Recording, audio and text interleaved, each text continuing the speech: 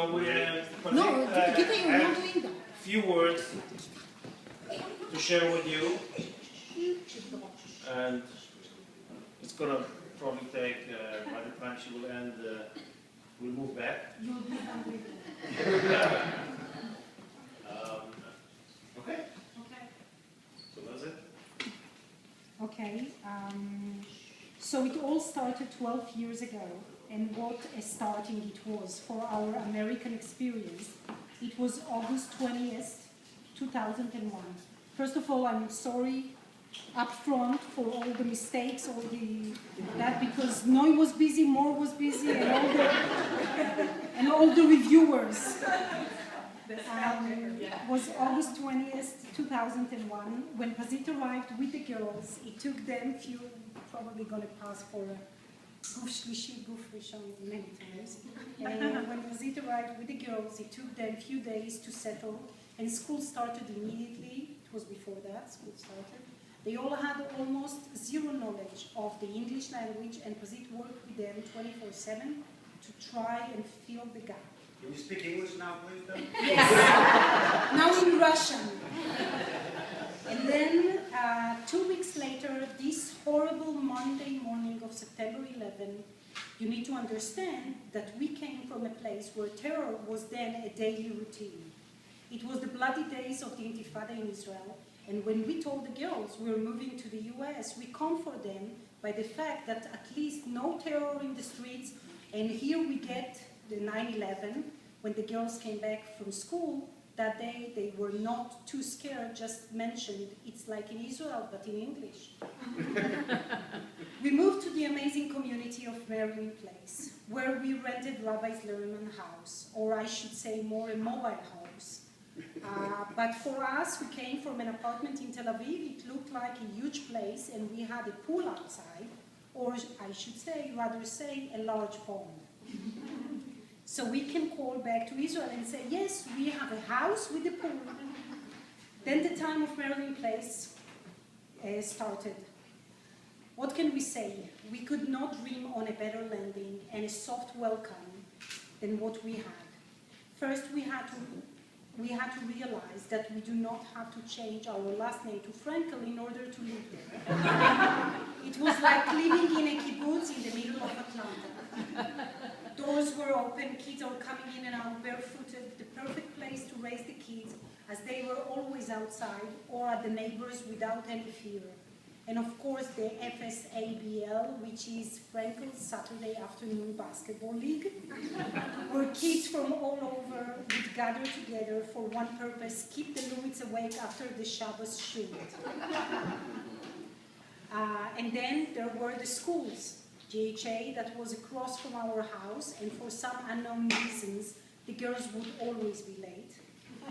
The Weber School with its amazing headmaster, our dearest friend Simcha, and his wife Ilana, whom we so love and will always remember the Shabbat dinner, where we sang Israeli songs with Gina and my father, and Monia, and both, God bless their memories.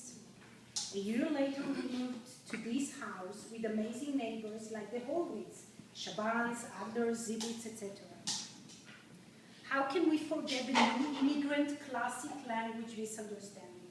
Starting from the cards game on the first week, when we were here at the Ferenkels, and Pazit declared, I have ass. And they all looked at her, so what, we all have one. I have ace. And then I came home one day telling Pazit I heard a new slang that we need to start using, and it's touch face. Confidence enough, the next day, Pazit talking with one of her clients and telling him she would love to touch face with him.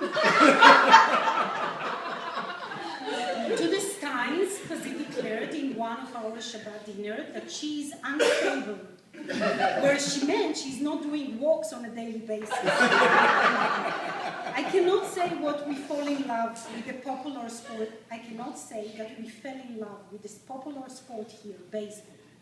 Still very boring to us. And football, after a few years that each Super Bowl, we get the instructions from scratch and all the rooms and all the rules. We gave up, so we still don't really understand that game, but we still see the commercial. Through the first day that Yarden came back from school and said, somebody talked to me, she was very happy and she said, Mom, what is it? He said, shut up. And I said, okay. All of you are part of our large family for simchas and for the time of agony when we all lost our dear ones, who were so loved by their families and their community. As a good Jewish family, we did not stay in one shul more than a few years, so we started in Anshe Chesed, moved to Chabad, and now with Israeli Center, thanks to Rabbi Mendy Gurari. We learned that Judaism can come in many different versions, from the ultra-Orthodox communities to the ones where rabbis give birth, and then are all passionate equally to their missions of true Judaism. We learned that to be polite in the road, stand in line, smile to the others, doesn't make you no weirdos, but just make your day and all other nicer. We have the experience of living in a community where you know that if anything goes wrong, there will always be people nearby to help and support.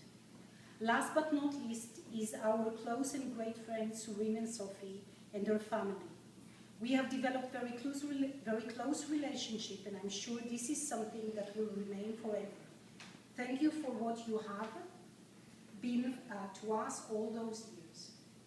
One of the things that we were so impressed by was the fact is how Israel is important to this community.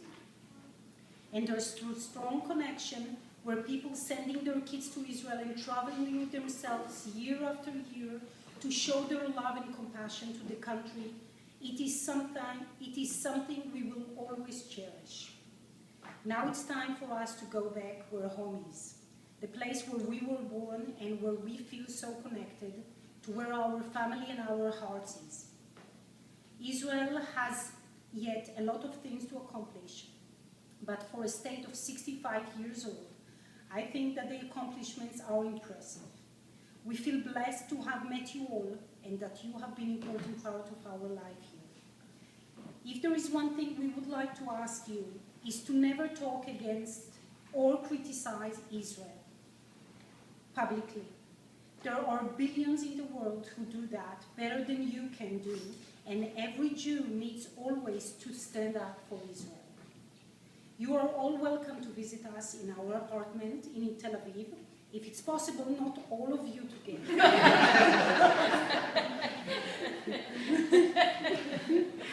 And may God bless you all, and USA, and the state of Israel.